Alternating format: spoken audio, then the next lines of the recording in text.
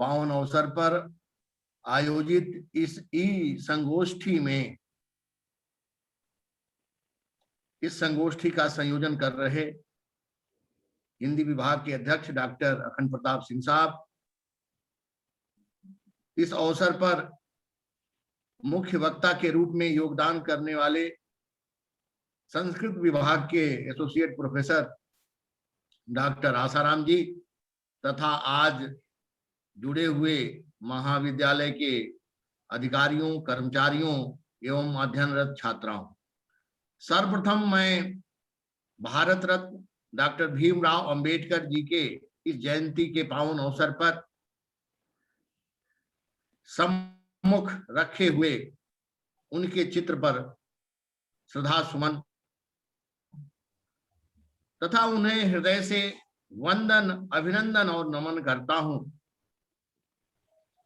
Bharat Ratna doctor Bhimrao Ambedkar ji का जन्म जिस समय हुआ था, उन परिस्थितियों को याद करके हम भावुक हो उठते हैं और कभी कभी लोकप्रिय हिंदू धर्म ग्रंथ श्रीमद् भगवत गीता का वो श्लोक भी ध्यान में आता है, जिसमें कहा गया है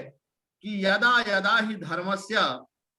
ग्लानिर्भवति भारतः अभ्युत्थानम अधर्मस्य तदात्मानं सृजामहे। अर्थात जब जब पृथ्वी पर अधर्म का साम्राज्य स्थापित हो जाता है,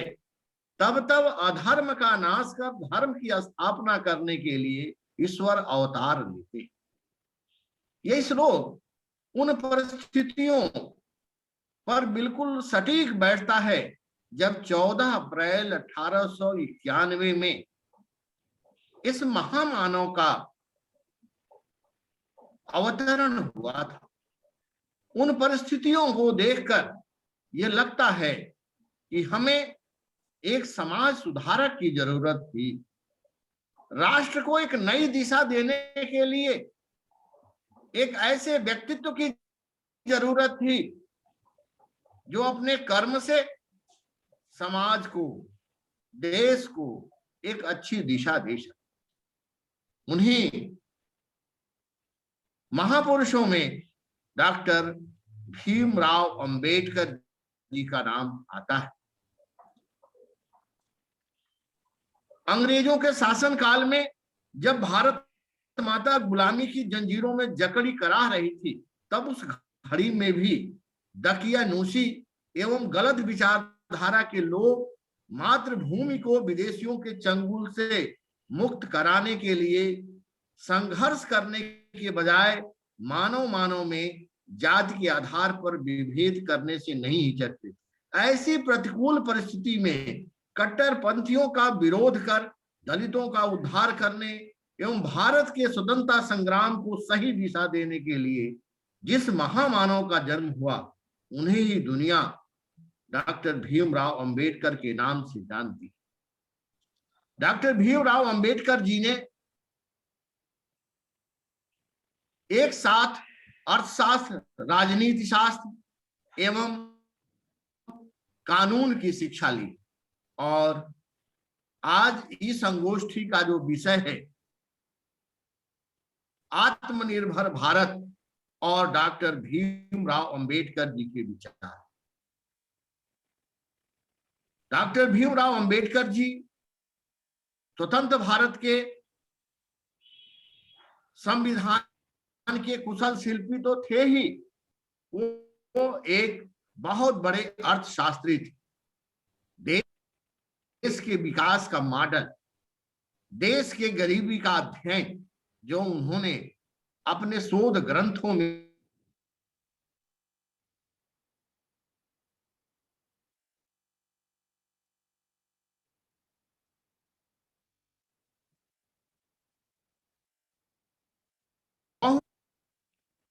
ऐसी प्रतिभा से आच्छादित थे जिनके बताए गए रास्ते पर चलकर कोई भी व्यक्ति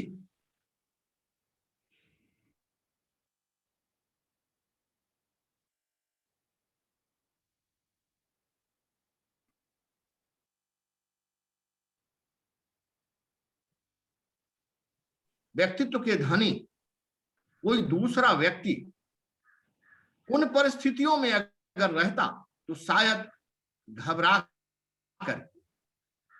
और अपने पद से विचलित हो जाता, लेकिन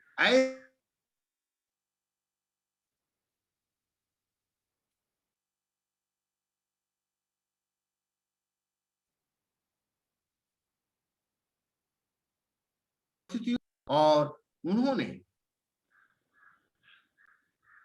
विदेशों में जाकर के अर्थशास्त्र का गहरा अध्ययन, और वो ये मानते इसको अगर विकास के रास्ते पर ले जाना है तो आर्थिक दृष्टि से उसे समृद्ध करना होगा, और आर्थिक दृष्टि से समृद्ध करने के लिए हमें एक ऐसी व्यवस्था का सूत्रपात करना होगा जिसमें अमीर और गरीब की खाई न्यूनतम हो सके। आज हम देखते हैं कि अमीर और गरीब के बीच निरंतर खाई बढ़ती जा रही है। अंबेडकर जी का विचार था कि उसे न्यूनतम करने की आवश्यकता है। हमें ऐसा समाज विकसित करने की जरूरत है जिसमें सभी को बराबर